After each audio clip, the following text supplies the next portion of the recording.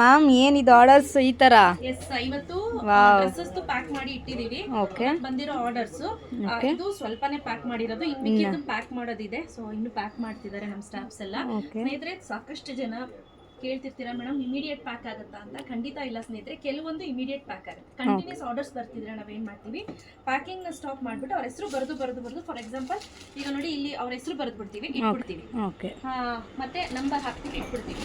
So ಆಮೇಲೆ ನಾವು ಅದನ್ನು ಪ್ಯಾಕ್ ಮಾಡ್ಲಿಕ್ಕೆ ಶುರು ಮಾಡ್ತೀವಿ. ಪ್ರತಿಯೊಂದು ಅಷ್ಟೇ ಸುಮ್ಮನೆ ಆಗ್ಬಿಡಲ್ಲ ಸ್ನೇಹಿತರೆ. ಪ್ರತಿಯೊಂದು ಆರ್ಟಿಕಲ್ನು ಅಷ್ಟೇ ಈ ರೀತಿ ಬರೆದ ನಂತರ ವೆಯ್ಟ್ ಹಾಕಬೇಕಾಗುತ್ತೆ, ಈಕೆ ಅಂಟಿಸಿ ಎಂಟ್ರಿ ಮಾಡಬೇಕಾಗುತ್ತೆ. ಹಾಗೆಯೇ ಈ ರೀತಿ ತೋರಿಸೋಣ, ಒಂದು ನಿಮಿಷ.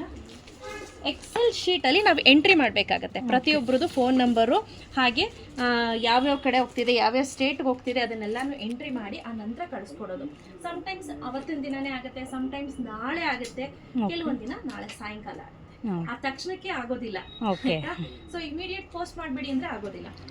ಆಮೇಲೆ ನೆಕ್ಸ್ಟ್ ಡೇ, ಇವತ್ತು ಆಲ್ರೆಡಿ ಆಗಿರೋದನ್ನ ನೆಕ್ಸ್ಟ್ ಡೇ ಬೆಳಗ್ಗೆ ಬಂದು ಪೋಸ್ಟ್ ಆಫೀಸಿಂದ ಪೋಸ್ಟ್ ಮ್ಯಾನ್ ತಲುಪಿಕೊಂಡು ಹೋಗ್ತಾರೆ.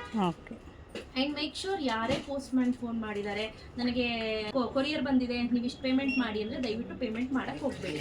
ಸೊ ಮೊದಲೇ ಹೇಳ್ತಾ ಇದ್ದೀನಿ. ಹಾಗೆ ಒಂದು OTP ಬಂದಿರೋದು ಹೇಳಿ ಅಂತ ಅದು ಕೂಡ OTP ಹೇಳಕ್ಕೆ ಹೋಗಬೇಡಿ.